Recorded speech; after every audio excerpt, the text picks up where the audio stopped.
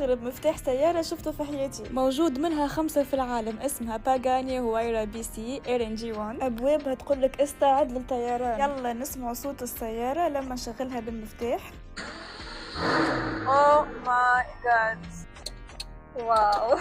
حبيت. السيارة فيها توقيع مؤسس سيارات باغاني شخصيا. يلا نشوف المحرك. أول حاجة نفتح الحزام، بعدين نضغط على الزر الأحمر ونرفع غطاء السيارة لفوق. محركها AMG V12 توين توربو فيه 800 حصان.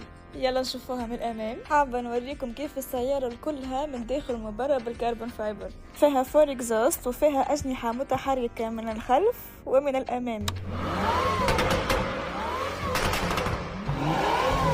واو، الوحش هذا سعره 7 مليون دولار، يعني 22 مليار. شنو رايكم؟